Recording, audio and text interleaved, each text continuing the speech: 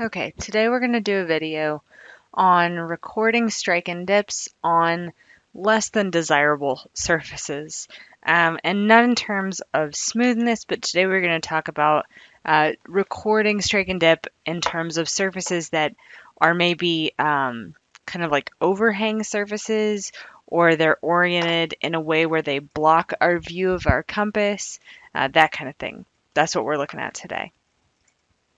So let's pretend that you go up to this outcrop and you see that you've got quite a bit of an overhang here, and you're not really going to be able to see your compass if you were to get your compass underneath that rock. Here, this one, I've got a little bit of a view, but sometimes you're just not going to have that visibility. So let's go ahead and change camera positions so we can see this happen. Unlike when we normally take a strike and dip where we use the bottom lip of our brunton compass to take our strike and dip, when the rock is at an overhang, we've got to use this top part, which I actually kind of like more because you don't have to deal with the weird circle on the bottom from taking dip, which can cause all kinds of havoc.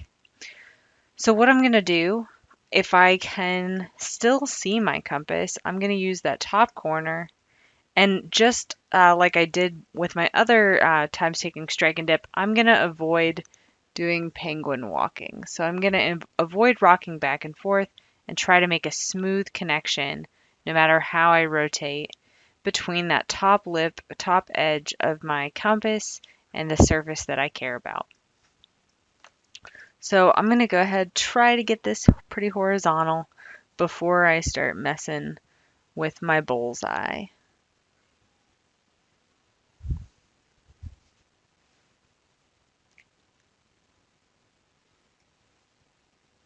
Okay.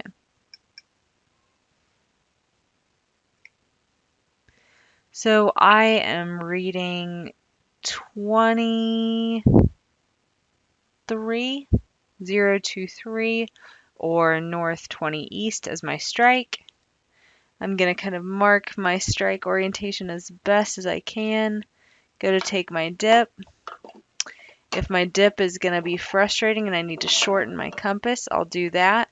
But here, you can see I don't have enough of a lip to record my dip, so that's going to become a problem. So here's what I'm going to do. This is what you should do in the field. I'm going to take my field notebook and I'm going to extend that surface. Okay, if I use my field notebook and I extend my surface, you might feel like you're not going to get the same strike, okay? Because you were taking your strike down here on this bottom surface. How am I going to extend up and take the same strike over here? So I used to actually be a high school math teacher, and this argument comes back to the geometric rules of parallel lines, that if I have a horizontal plane that cuts through my rock and a horizontal plane that cuts through up here, those two horizontal planes are parallel.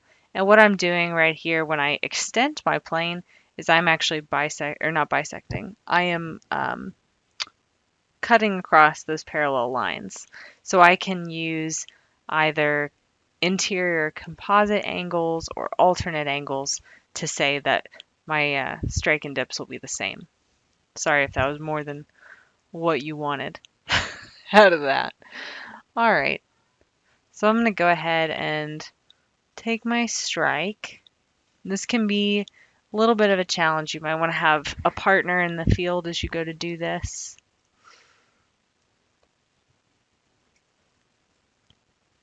Okay.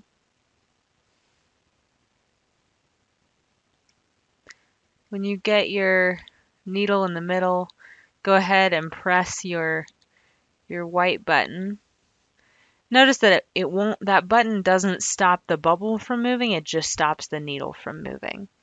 So that gives me a reading of 0 to 2, still really close, okay? So now I'm going to take my dip. Since I don't have a partner with me, I'm going to go ahead and just have to imagine my strike on my plane and orient my compass perpendicular to that. And I'm still going to have to rotate in just a little bit.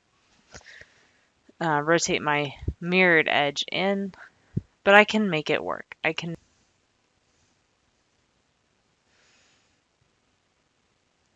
And now I'm going to rotate until my clinometer is horizontal.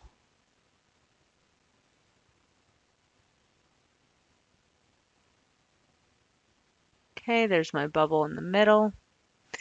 And I get 65 degrees.